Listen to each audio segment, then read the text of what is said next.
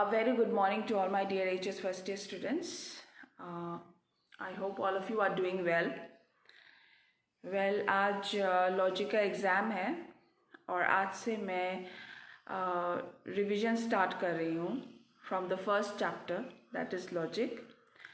सो जिन लोगों ने अभी तक मेरे प्रीवियस वीडियोस व्यू नहीं किए हैं वो अच्छी तरह से व्यू करें और मेरे लेक्चर्स ध्यान से सुने. ठीक है. So let us start with the first chapter that is logic. Okay. So these are some of the points which you will find in the first chapter. What are the points?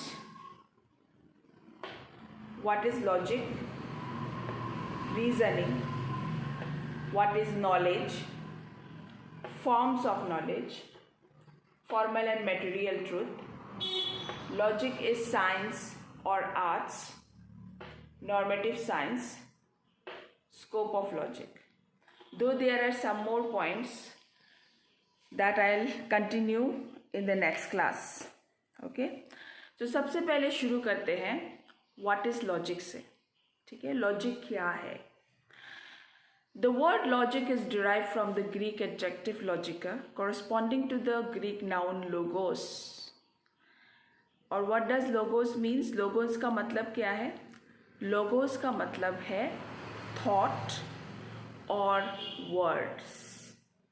Clear. Point number 1, logic जो है वो एक Greek adjective Logica से derive हुआ है जिसका similar meaning logos भी है. लोगोस का मतलब है थॉट और वर्ड्स. ठीक है. सो एक लाइन में अगर आप लोगों को डिफाइन करना हो व्हाट इज लॉजिक, तो फिर logic is the science of thought expressed in language. Logic is the science of thought expressed in language.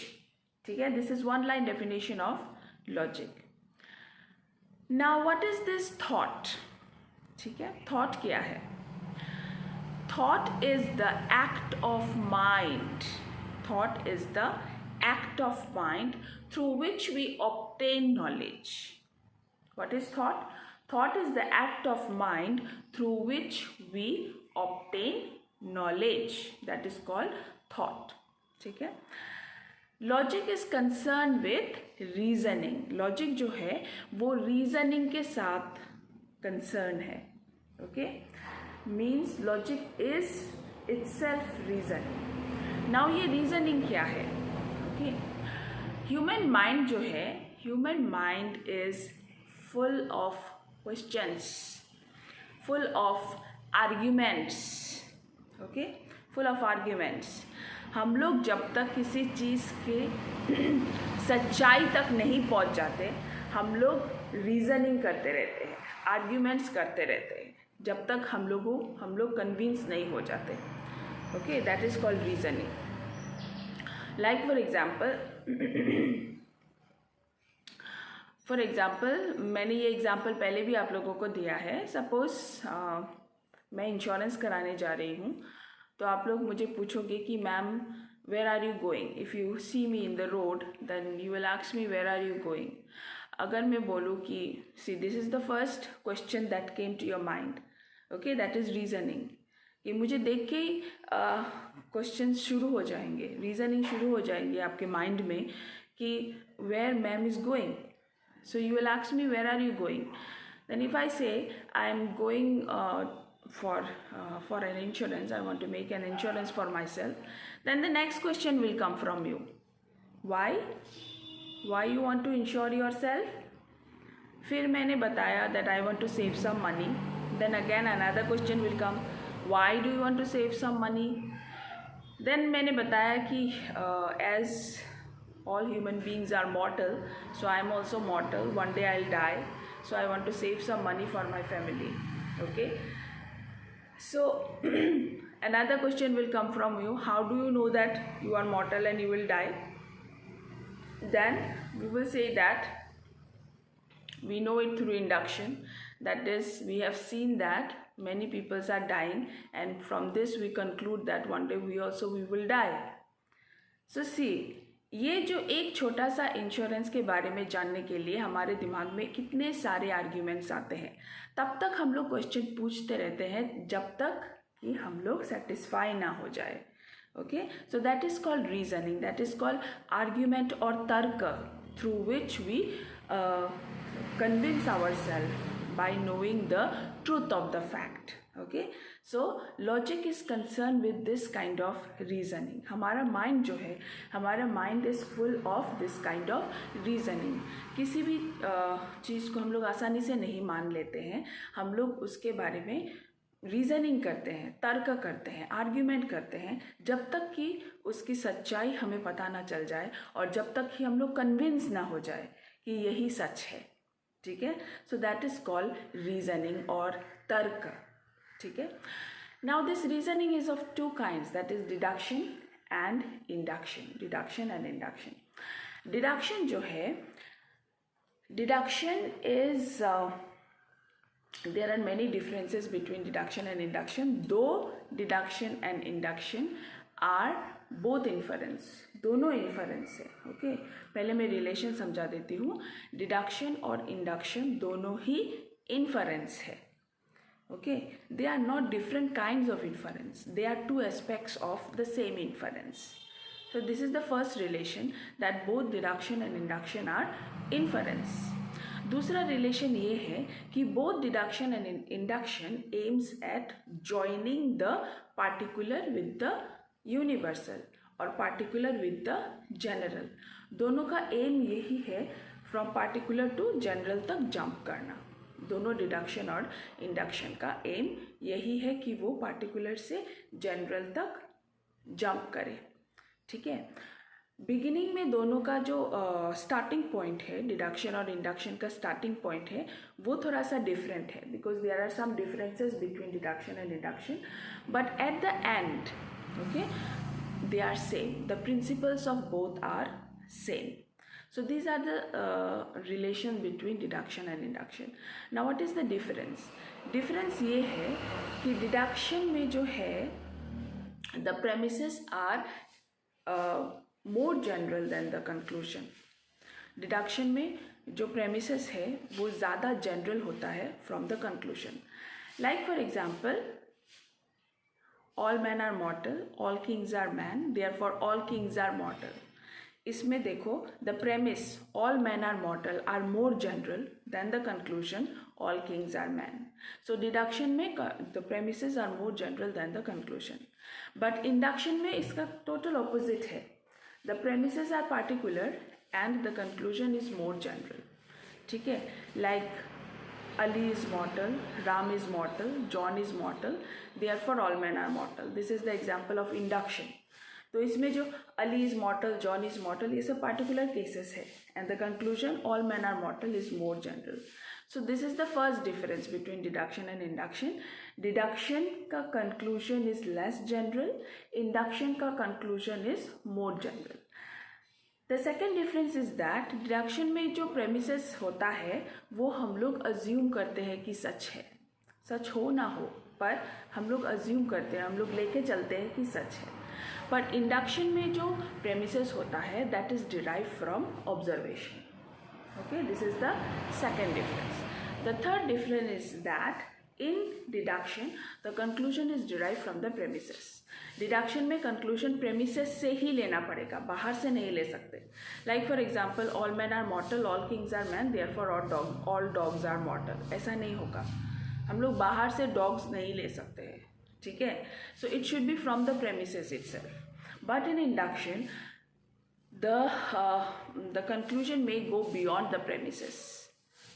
Okay, beyond the premises. Like for example, say we all know that all crows are black, right? How do we know that? From our observation. हम लोगों ने observe किया कि today we see one crow, it is black. Next day again we see one crow, it is black. Third day again we see one crow, it is black. And from this we conclude that all crows are black. Okay. Now ये जो all crows are black है, this is not derived from the premises actually. हम लोगों ने कितने crows देखे, ज़्यादा से ज़्यादा 10, 15, 20 crow, but we haven't seen all the crows of the universe. सारे दुनिया के क्रोज तो हम लोगों ने देखा नहीं. इसीलिए इन induction the conclusion does not derive from the premises, it may go beyond the premises. This is the third difference. Third difference है कि deduction में conclusion premises से derive होता है, but in induction the conclusion may go beyond the premises. Okay, this is the difference between deduction and induction. Now deduction is formally true and induction is both formally as well as materially true. I'll come to formal and material truth. Now उसके बाद what is knowledge? Knowledge is a systematic body of ideas. What is knowledge? Knowledge is the systematic body of ideas in our mind. There are two kinds of knowledge, immediate and mediate. Immediate knowledge मतलब direct knowledge जो हमारे sense organ से हम लोगों को मिलता है. For example, what is the color of the room? White. देख के ही पता चल जाता है immediately, that is immediate knowledge. And mediate knowledge मतलब अनुमान लगा के जो नॉलेज मिलता है, like if you see smoke outside then you infer that there must be fire, that is mediate knowledge, indirect knowledge. ठीक है, there are two kinds of knowledge. Once again, knowledge is a system of ideas in our mind, systematic body of ideas in our mind, stored in our mind. It is of two kind, immediate and mediate. Immediate वो knowledge है जो immediately, directly हम लोग को मिल जाता है from our sense organs. और mediate knowledge वो knowledge है जो indirectly हम लोगों को मिलता है, okay, अनुमान लगा के. ठीक है, clear? Next is formal and material truth. Formal truth is of two kinds, that is formal truth and material truth. Formal truth मतलब truth without contradiction. जिस सेंटेंस में कोई contradiction नहीं है वो formally true है. For example, if I say that I am taking your class and at the same time I am watching TV, okay, so it will be true or false? Obviously false, क्योंकि एक ही time में दो चीज़ नहीं हो सकता है. It is contradictory, so it is false. But if I say I am taking your class, then it is true, formally true. ठीक है, क्योंकि इसमें कोई contradiction नहीं है. So that is called formal truth. Formal truth means that truth which is free from any contradiction. And material truth means the truth which is corresponding with our ideas. हमारा idea जो है वो अगर material things से match करता है then it is materially true. For example, cake is a sweet dish. It is materially true क्योंकि हमारा idea of cake is matching with the dish, that is cake. Okay, clear what is formal and material truth? Next is logic is science or arts. Now logic is both science and arts. Logic science भी है, arts भी है. क्यों? क्योंकि logic means thinking, logic means thought. Without logic क्या आप science पढ़ सकोगे? थिंकिंग के बिना, थॉट के बिना साइंस पढ़ सकोगे? नहीं. आर्ट्स पढ़ सकोगे? नहीं. कुछ भी सीख सकोगे? कोई भी फील्ड हो, music, anything? No. So logic is both science and arts. ठीक है. Now next is normative science.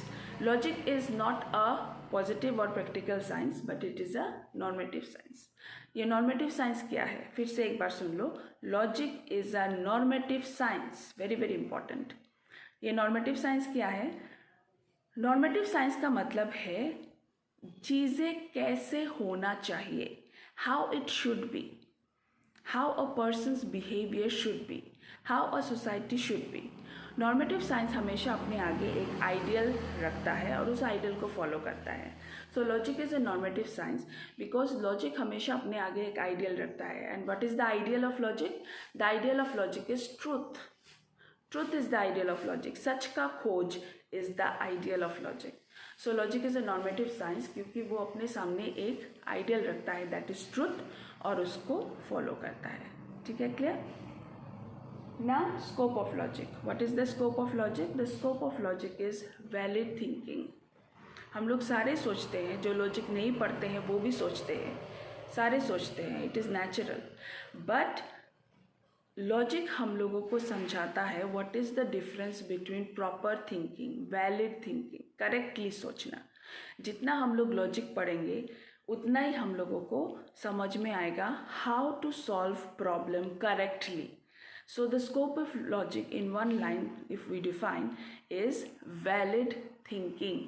Valid thinking is the scope of logic और correct thinking is the scope of logic. ठीक है, आज के लिए इतना ही। आई होप आप सबको ये सारे पॉइंट्स समझ में आया होगा। फिर भी अगर कोई कन्फ्यूजन है, you can comment in the comment box और यू कैन कॉल मी और you can WhatsApp me. Okay, have a nice day and all the best for your exam.